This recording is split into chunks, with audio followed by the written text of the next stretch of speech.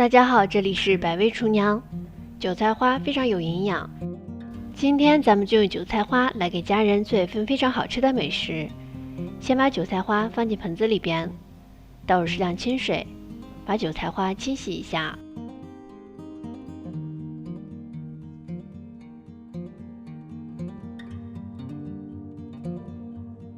一定要认真清洗，把每一根韭菜花都要洗干净。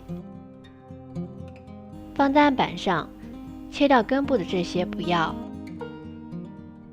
然后把韭菜花切成小段。切好以后，再把韭菜花挑出来，像这个花苞我们就不要啦。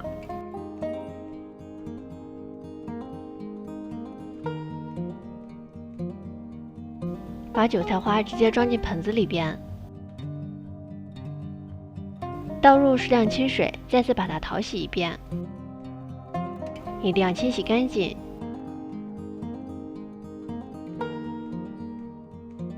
清洗干净以后，捞进篮子里边控水。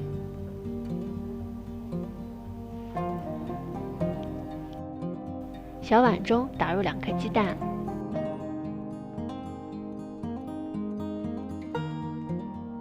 再把鸡蛋搅散。搅散以后放在一边备用。锅里边少倒一点油，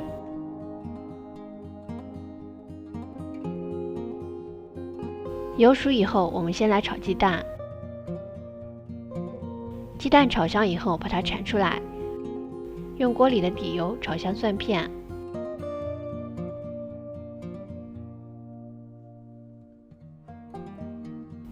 蒜片炒香的时候，把韭菜花倒进来，直接用大火翻炒。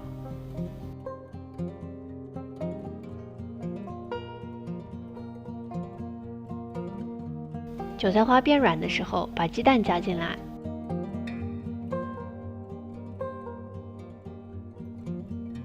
炒熟以后加入一点食盐就可以出锅啦。这样做出来的鸡蛋韭菜花非常有营养，而且吃起来比较清淡，非常适合夏天哦。装盘以后就可以给家人享用啦。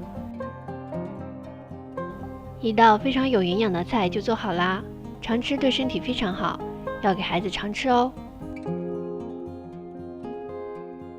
如果你喜欢的话，就收藏转发试试吧。这里是百味厨娘，我们下期视频再见。